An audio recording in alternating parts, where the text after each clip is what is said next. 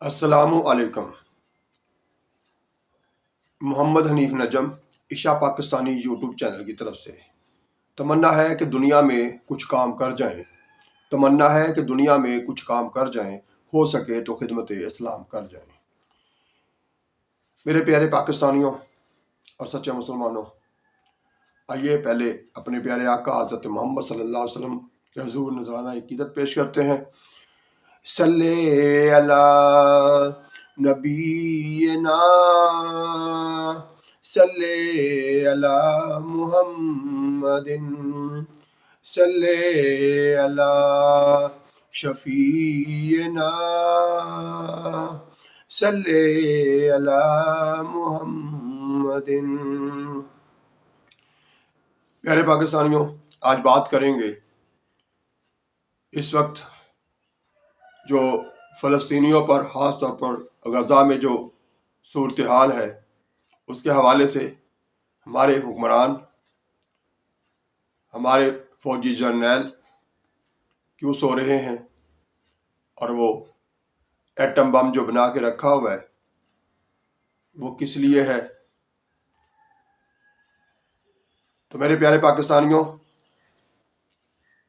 Atom bomb بنانے کا مطلب یہ نہیں ہے کہ ہم یہ وہ کہہ رہے ہیں کہ ہم ایٹم بم چلا دیں، وہ اس کے نقصانات کا ہمیں بھی اندازہ ہے، لیکن ایٹم بم کی وجہ سے ہم ایٹمی قوت کہلاتے ہیں، اور مسلمانوں کی واحد ایٹمی قوت پاکستان۔ کیا ایٹم بم ڈرانے کے لیے نہیں رکھا تھا؟ ایٹم بم کا ہونا ہی کافی ہے کہ دوسرے ملک ہم سے ڈر کے رہیں اور وہ مسلمانوں کے ساتھ ظلم اور زیادتی کرنا بند کر دیں۔ تو ڈرانے کے لیے کیا کرنا پڑتا ہے؟ ایک بیان دینا پڑتا ہے۔ بیان جو مد مقابل قوتیں ہوتی ہیں یا جو دشمن قوتیں ہوتی ہیں ان کو ڈرانے کے لیے دیا جاتا ہے، اور وہ بیان کس نے دینا ہوتا ہے؟ کیا عوام نے دینا ہوتا ہے وہ بیان؟ کہاں ہمارے ملک کے سربراہ صدر پاکستان، کہاں ہمارے ملک کے وزیر اعظم انوار الحق کاکڑ صاحب، اور کہاں ہمارے ملک کے آرمی چیف؟ ان لوگوں نے بیان دینا ہے صرف ڈرانے کے لیے، اور ان دشمن قوتیں جو ہیں وہ ڈر جاتی ہیں۔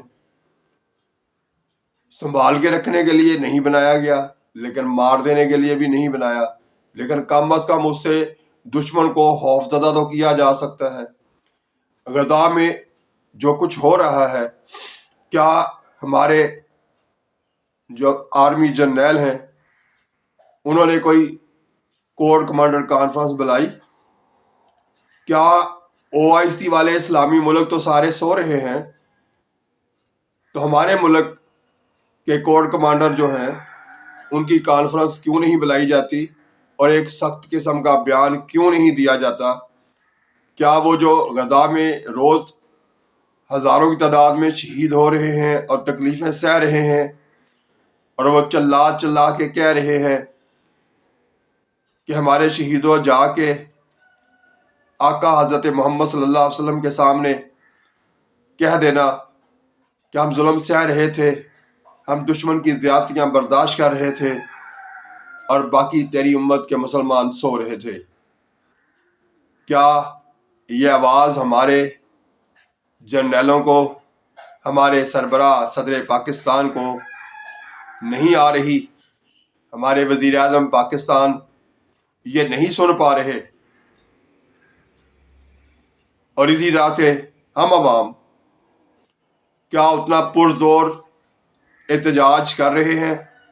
اور جو کر رہے ہیں اس کا پریشر صرف اتنا ہی ہے کہ ایک سادہ سا بیان دے دیا گیا ہے، حالانکہ یہ پریشر عوام کا احتجاج اتنا بھرپور ہونا چاہیے کہ اتنا پریشر ہو حکمرانوں پر کہ انہیں مجبوراً ایک سخت بیان دینا پڑ جائے۔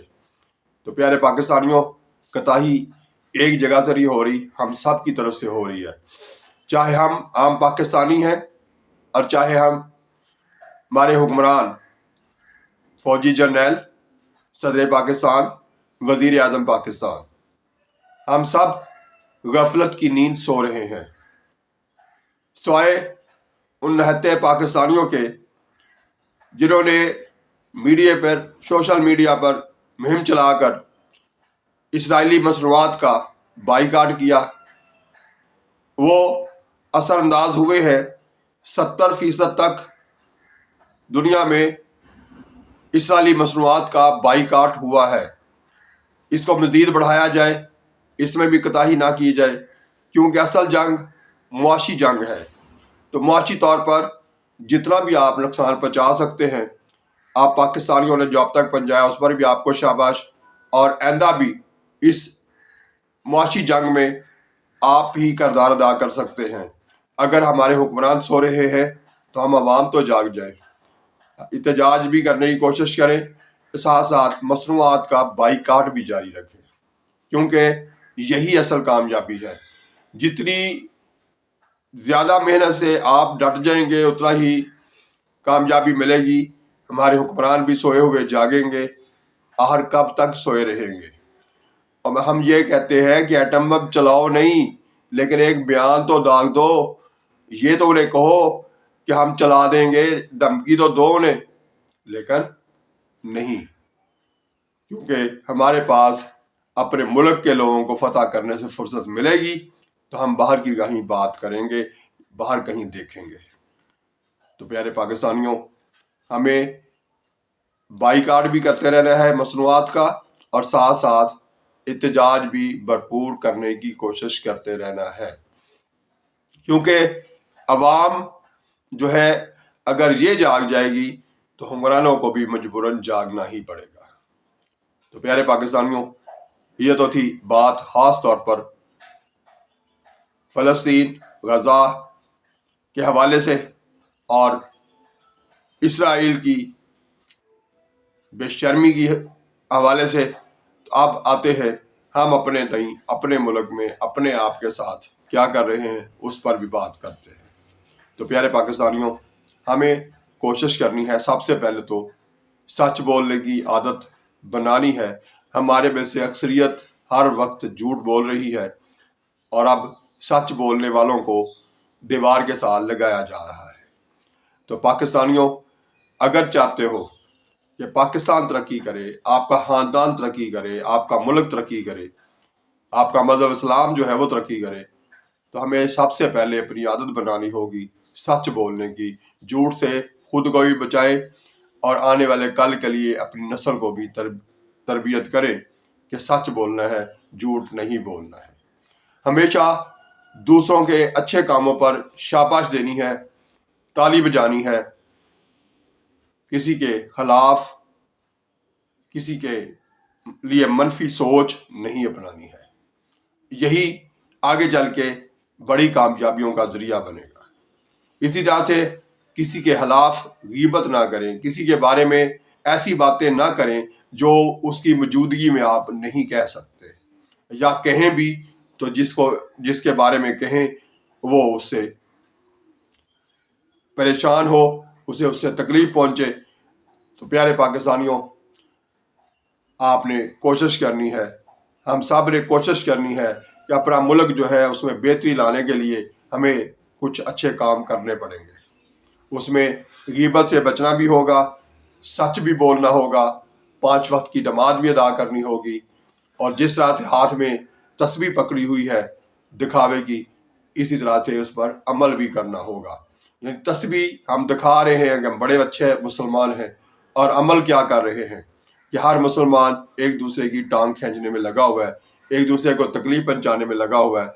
تو پیارے پاکستانیوں، ہمیں ہر حال میں ایک دوسرے کی خیر خواہی کرنی ہے، ایک دوسرے کے ساتھ اچھا سلوک کرنا ہے۔ جب ہم یہ کریں گے تو آنے والے کل کے رزلٹ کچھ اور ہوں گے، جس میں ہر طرف بہتری نظر آئے گی۔ تو پیارے پاکستانیوں، میں بار بار آپ کو اس لیے پیارے پاکستانی کہتا ہوں کہ آپ ہیں بھی پیارے، آپ ہیں بھی اچھے، آپ ہیں بھی سچ بولنے والے، آپ ہیں بھی دوسروں کو فائدہ پہنچانے والے۔ اس لیے آپ کو بار بار یہی کہتا ہوں کہ پیارے پاکستانی ہو۔ تو ہمیں اسی طرح سے، یہ صرف میں آپ کو کہتا ہوں نا، آپ بھی سارے آپس میں ایک دوسرے کو کہنا شروع کر دیں، اور عملی طور پر سوچنا شروع کر دیں، اور غور کرنا شروع کر دیں، اور جب آپ ان ساری باتوں پر غور کریں گے اٹھتے بیٹھتے اور پھر عمل کریں گے تو یقین کیجئے کہ واقعی پاکستان بدل جائے گا، پاکستان میں بہتری آنی شروع ہو جائے گی۔ اپنا پرافٹ کم کیجئے، اپنی طرف سے لوگوں کو زیادہ سے زیادہ فائدہ پہنچائیے، یہی کامیابی ہے، اور اسی سے آپ کا معاشرہ اٹھ کے کھڑا ہوگا، اور اسی سے آپ کے معاشرے میں بہتری آئے گی، آپ کے ملک میں بہتری آئے گی۔ اب یہی دیکھ لیجئے، یہ پچھلے دنوں اسموگ کی وجہ سے 4 دن کی چھٹی کا اعلان کر دیا گیا۔ تو میں وزیر اعلیٰ صاحب سے پوچھتا ہوں کہ یہ جو محکمہ موسمیات ہے، ان کو یہ 4 چھٹیاں دینے سے پہلے کیوں اپنے ساتھ نہیں بٹھایا گیا؟ کیا اس ادارے کو جو کروڑوں روپیہ تنخواہوں کی مد میں ان کو دیا جاتا ہے، اس کے بدلے میں ان سے یہ کام کیوں نہیں لیا گیا کہ ان کا نمائندہ بھی کابینہ میں بٹھایا جاتا، اس سے پوچھا جاتا کہ اگلے جو 3-4 دن ہیں ان میں بارش ہونے کا امکان ہے یا نہیں ہے؟ کیا یہ ظلم نہیں ہے کہ 4 دن کے لیے آپ نے اپنے تعلیمی ادارے بھی بند کر دیے اور دفاتر بھی بند کر دیے، اور ساتھ ہی جس دن اعلان کیا گیا چھٹی کا اس سے اگلے دن بارش ہو گئی، اور پھر فضا میں وہ سموک نہ رہی، فضا کی آلودگی ختم ہو گئی، اور پرسکون ماحول میں ہم نے وہ 4 چھٹیاں گھروں میں گزارنے کا فیصلہ کر لیا۔ کیا یہ وزیر اعلیٰ صاحب کی کوتاہی نہیں ہے؟ کیا یہ ان کی کابینہ کی کوتاہی نہیں ہے؟ متعلقہ وزیر کہاں سو رہے تھے؟ کیوں نہیں پوچھا جاتا نے؟ تو پیارے پاکستانیوں، یہ ظلم ہر شعبے میں ہمارے اوپر ہو رہا ہے اور ہوتا رہے گا جب تک ہم عوام نہیں جاگے۔ ہمیں جاگنا ہوگا، ہمیں ہوش کرنی ہوگی کہ ہم کیا کر رہے ہیں۔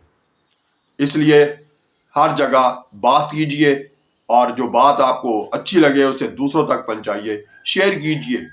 جتنا شیئر کریں گے، جتنا اچھی بات کو دوسروں تک پہنچائیں گے، ان کے کانوں میں جا کے یہ باتیں ہماری گھسیں گی تو شاید یہ جاگ جائیں، ان کو اٹھنا نصیب ہو جائے۔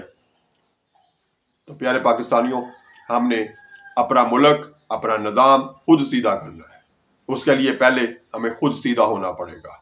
ہمیں سیدھا ہونے کے لیے سچ بولنا ہوگا، اللہ تعالیٰ کو یاد کرنا ہوگا، یہ نماز پڑھنی ہوگی، اور دوسروں کے لیے اچھا سوچنا شروع کرنا ہوگا، غیبت سے بچنا ہوگا، جھوٹ سے بچنا ہوگا، اور اس کے بعد اس پر عملی مظاہرہ کرنا ہوگا۔ جب ہم ایسا کریں گے تو یقیناً ہم کامیاب ٹھہریں گے۔ اگلی ویڈیو تک کے لیے اللہ حافظ۔ پاکستان زندہ باد۔